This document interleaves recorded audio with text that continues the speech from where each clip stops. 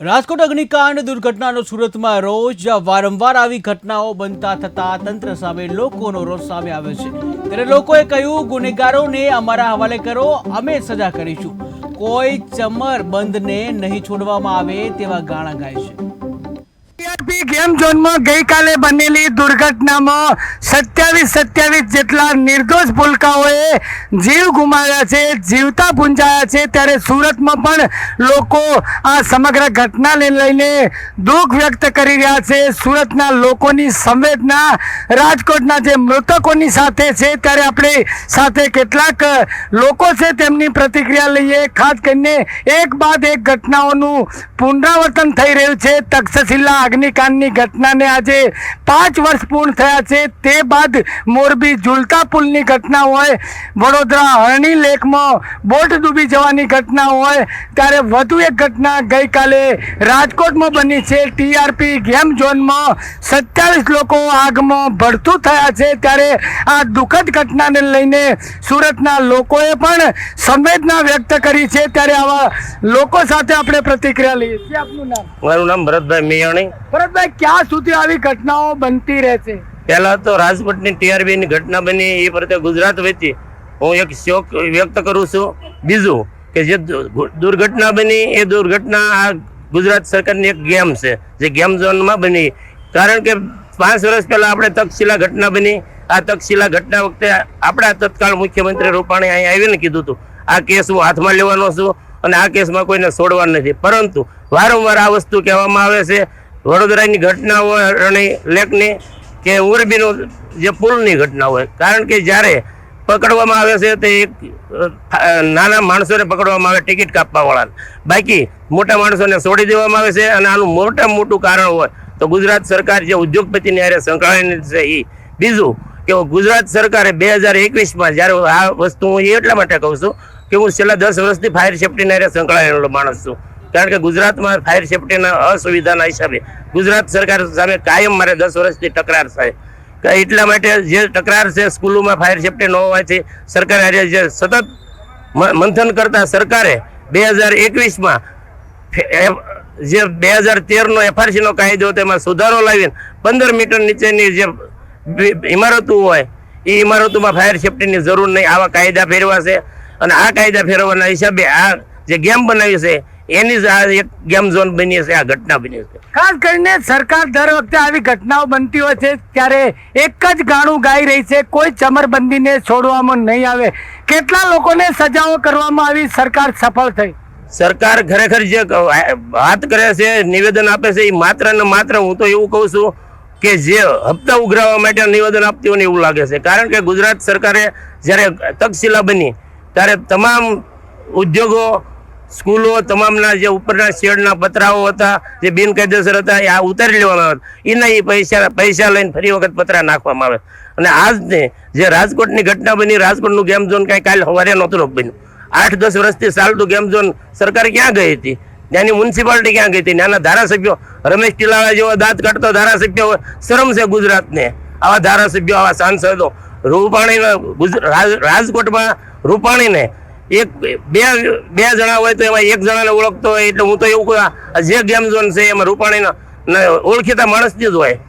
ત્યારે ક્યાંક ને ક્યાંક સુરતના લોકો પણ રોષની લાગણી વ્યક્ત કરી રહ્યા છે, તંત્ર અને સિસ્ટમ સામે રોષ વ્યક્ત કરી રહ્યા છે। અન્ય કેટલાક લોકો સાથે વાત કરીએ। શું નામ આપનું? દિલીપ મોરડિયા। ખાસ કરીને આ દુઃખદ ઘટનાને કઈ રીતે જુઓ? આપણે એકતરફી મતદાન કરીને લોકશાહીને કમજોર કરવાનું પાપ કર્યું છે, જેના કારણે વિરોધ પક્ષ નબળો પડ્યો છે, જેનાથી સત્તા પક્ષ નિરંકુશ બન્યો છે।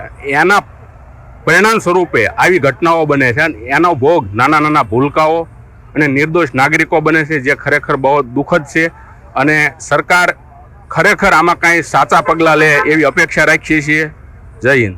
ગઈકાલે જે ઘટનામાં કેટલાક પરિવારોએ પોતાનો વાલસો દીકરો ગુમાવ્યો છે, સરકારે 4 લાખની સહાય જાહેર, શું 4 લાખે કોઈનો દીકરો પરત આવશે?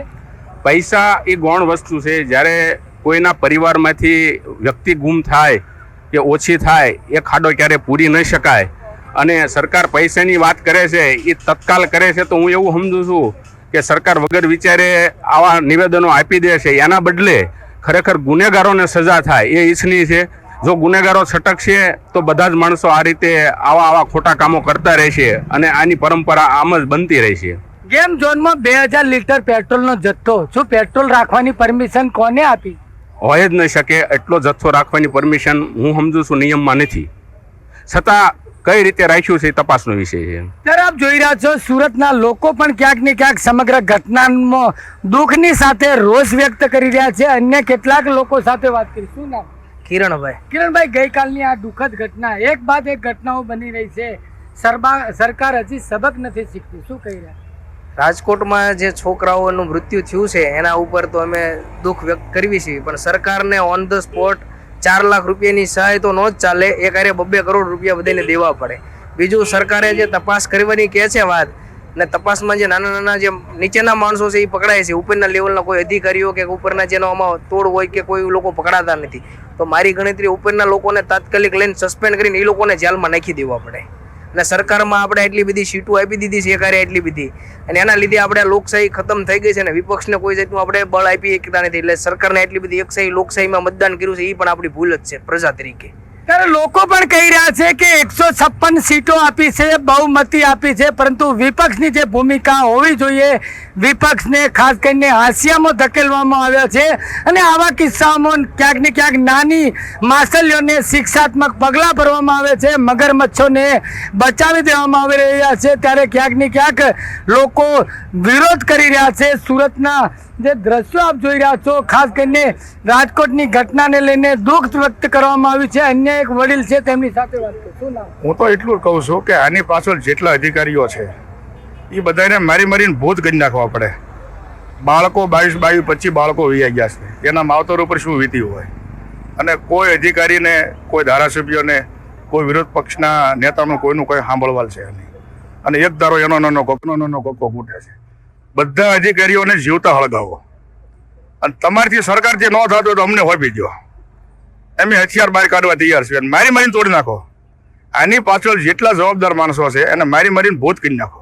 હું આટલું જ કહેવા માંગુ છું. લોકોમાં એ આજે ગુસ્સો જોવા મળ્યો છે રાજકોટની ઘટનાને લઈને. સુરતી લોકોમાં ખાસ કરીને એ આજે ગુસ્સો જોવા મળી રહ્યો છે. સરકારથી કોઈ કાર્યવાહી ન થાય તો અમને અમારા હવાલે આવા ગુનેગારોને સોંપી દો, અમે તેના પર શિક્ષાત્મક કાર્યવાહી કરીએ. ત્યારે ક્યાંક ને ક્યાંક ગઈકાલે જે રાજકોટની દુઃખદ ઘટનામાં હજી પણ સરકારે સબક નથી લીધું. એક બાદ એક ઘટનાઓ બની રહી છે. રાજકોટની ઘટના ક્યાંક ને ક્યાંક દુઃખદ છે, અને તેનું જવાબદાર માત્ર ને માત્ર સિસ્ટમ છે, તંત્ર છે. ત્યારે ક્યાંક ને ક્યાંક તંત્રમાં આવા મોટા અધિકારીઓ પર જરૂર પગલાં ભરવા જરૂરી છે. કેમેરામેન આરિફ સાથે બલદેવ દેસાઈ, KTV ન્યૂઝ ગુજરાતી, સુરત.